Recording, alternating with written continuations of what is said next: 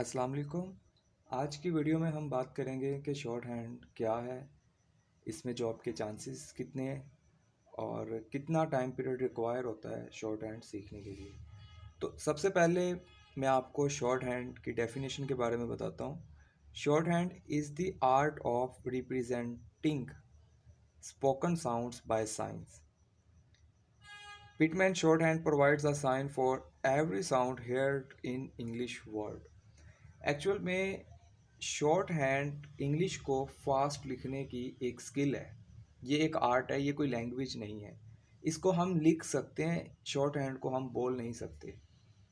और ये एक आर्ट है चूँकि, तो इस आर्ट को सीखने के बाद पाकिस्तान के अंदर जॉब के चांसेस काफ़ी हद तक मुमकिन हो जाते हैं। क्योंकि मैं आपको एग्जांपल देता हूँ, पीपीएससी और एफपीएससी दो बहुत बड़े अदारे हैं। एक फेडरल का है, एक प्रोविंस अदारा है, Punjab public service commission and federal public service commission.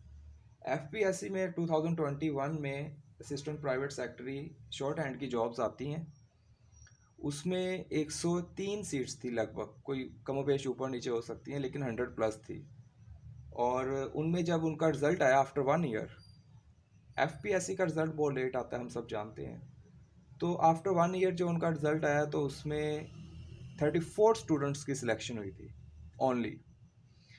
तो ये एक तरीका है, आप जज कर सकते हैं। इसके अलावा पीपीएससी में एक एडवर्टाइजमेंट थी, उसमें 6 सीटें थी शॉर्ट हैंड की। और मुझे लगता है ज़्यादा लोगों ने शायद अप्लाई नहीं किया होगा, जिसकी वजह से सिर्फ 2 बच्चे सिलेक्ट हुए। और उन 2 बच्चों का जब इंटरव्यू हुआ तो दोनों की सिलेक्शन कर दी गई। आप देखें, इंटरव्यू में भी कंपटीशन नहीं है। तो एक ये चीज़ भी आप इस बात से भी अंदाज़ा लगा सकते हैं। अब आपको जब शॉर्ट हैंड के बारे में पता चल गया, तो इसके रूल्स के बारे में मैं पहले बात कर लेता हूँ। सबसे पहला रूल मैंने यहाँ लिखा है, grip on English and hand writing.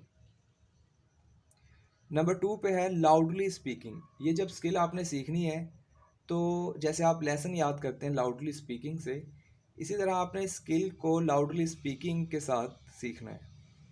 Number 3 पे है प्रैक्टिस विद 100% एक्यूरेसी।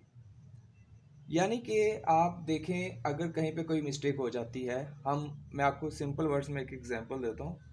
एक बच्चा एबीसीडी सीख रहा है, वो अल्फ़ाबेट की उसको मिस्टेक हो जाती है। हम क्या कहते हैं, ये अल्फ़ाबेट जो आपने गलत लिखा है, इसको बार बार रिपीट करें। हम एक बार ऊपर लिख देते हैं, वो पूरे पेज पे उसको लिखता रहता है। इस तरीके से ज़्यादा प्रैक्टिस करने से उसको अल्फ़ाबेट याद हो जाता है। इसी तरह हम शॉर्ट हैंड के लिए बेबीज़ हैं, हम बच्चे हैं, हमें बिल्कुल नहीं आती है। अगर कहीं पे मिस्टेक हो जाती है, तो उसको आपने प्रैक्टिस करनी है 100% एक्यूरेसी के साथ। ये नहीं करना उस मिस्टेक को वहाँ छोड़ देना, आगे जाने की कोशिश करनी है। इस तरह की गलती बिल्कुल नहीं करनी है आपने। बहुत सारे स्टूडेंट्स ये गलती करते हैं। और नंबर 4 जो पॉइंट है वो बहुत फेवरेट है मेरा, क्योंकि कोई भी काम पंक्चुअलिटी, यानी कि रोज़ाना की बुनियाद पे अगर आप ना करें, एक दिन कर लिया, 2 दिन ना किया, चौथे दिन कर लिया, इस तरीके से कोई भी अगर आप काम सीखते हैं, स्पेशली शॉर्ट हैंड के मामले में, तो वो मुमकिन नहीं है। तो नंबर 4 पे punctuality and number 5 follow up of rules. अगर हम बात करें कि कितने टाइम पीरियड में शॉर्ट हैंड आ जाती है, तो जो मेरे फ्रेंड ने सीखी है, उनको 4 मंथ्स लगे हैं शॉर्ट हैंड सीखने में। 2 माह लगते हैं स्पीड गेन करने में, और ये 6 मंथ हो गए। और इसके अलावा टाइपिंग स्पीड आपको रिक्वायर होती है इसमें, वो आप शॉर्ट हैंड सीखने के साथ साथ टाइपिंग स्पीड टाइपिंग मास्टर के थ्रू सीख सकते हैं। तो टाइम के अलावा जो मोस्ट इम्पॉर्टेंट बातें हैं इसमें, वो ये है कि शॉर्ट हैंड कितने, इसके कंपोनेंट्स, इसके पार्ट्स कितने हैं शॉर्ट हैंड के। इसमें 24 कॉन्सोनेंट्स होते हैं, 12 वावल्स होते हैं, 4 डिप्थोंग्स होते हैं। तो जैसे मैंने आपको बताया, ये तकरीबन 3 माह या 4 माह के अंदर आप इसको सीख लेते हैं। और जो बाकी 2 मंथ हैं, वो इसको स्पीड गेन करने में लग जाते हैं, इसकी प्रैक्टिस करने में लग जाते हैं। और कुछ स्टूडेंट्स ऐसे भी हैं जो साल तक प्रैक्टिस करते रहते हैं, लेकिन पंक्चुअलिटी के साथ प्रैक्टिस ना करने की वजह से उनको 1.5 से 2 साल भी लग जाते हैं। और इसके अलावा जो अहम बात इसमें मैंने आपको बतानी थी, वो ये है कि जब आपने माइंडसेट बना लिया शॉर्ट हैंड सीखने का, और आपको पता चल गया कि इसका स्कोप क्या है पाकिस्तान में, तो आपने क्या करना है, शॉर्ट हैंड के लिए अप्लाई कर देना है जब आपने सीख रहे होना है। जब तक आपकी ये स्किल कंप्लीट होगी आपको कॉल लेटर भी आ जाएगा, यानी कि एक साथ आपका टाइम वेस्ट भी नहीं होगा। जैसे ही आप स्किल सीख लेंगे, फॉर एग्जांपल आपको कॉल लेटर पहले आ जाता है, वैसे ऐसा होता नहीं है। फेडरल का कॉल लेटर आता है 6 to 8 months आफ्टर। इसी तरह जो पीपीएससी है वो भी कॉल लेटर लेट सेंड करती है।